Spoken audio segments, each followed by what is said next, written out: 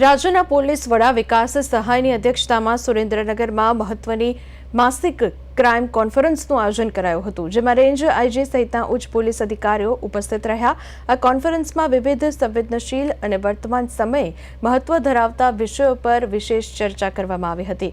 વધતા સાયબર ફ્રોડને લઈને ડીજીપીએ વિશેષ રણનીતિ ઘડવાની સૂચના આપી અને આવા કેસોમાં તાત્કાલિક કાર્યવાહી જરૂરી હોવાનું કહ્યું. તો હત્યા, લૂંટ, દુષ્કર્મ જેવા ગુનાની ઘટનાઓ ઓછી થાય તે માટે પોલીસની કાર્યવાહી વધુ અસરકારક બને તેના પર ભાર મૂક્યો છે. વ્યાજખોરો સામે પણ સખત પગલાં લેવા અંગે ચર્ચા કરવામાં આવી છે. તેમજ વિવિધ બેંકો સાથે લોન મેળા યોજીને લોકોને મદદરૂપ થવા પોલીસ પ્રયાસ કરે તે અંગે પણ ચર્ચા થઈ. તો જાહેર સ્થળે મહિલાઓની સુરક્ષા જળવાઈ રહે તે માટે પોલીસ પેટ્રોલિંગ વધારવા પર ભાર મૂકવામાં આવ્યો.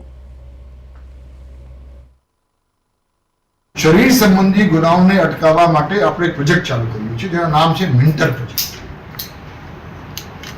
મિન્ટર પ્રોજેક્ટ એટલે કે જે વ્યક્તિ મિલકત વિરુદ્ધ ગુનાઓ કરતા હોય, મિલકત વિરુદ્ધ ગુનાના એક આરોપી ઉપર એક પોલીસની જવાબદારી. છેલ્લા 5 વર્ષમાં જે લોકોએ મિલકત વિરુદ્ધના ગુનામાં અટક થયા હોય એવા લોકોને આપણે ઓળખી કાઢીએ, પોલીસ રડારમાં લાવીએ અને એ વ્યક્તિ ફરીથી ગુનો નહીં કરે એના માટે એક પોલીસને જવાબદારી સોંપી, સ્થાનિક પોલીસ. એ એમનો મેન્ટર. એટલે એવા ટોટલ 9,745 આરોપીઓ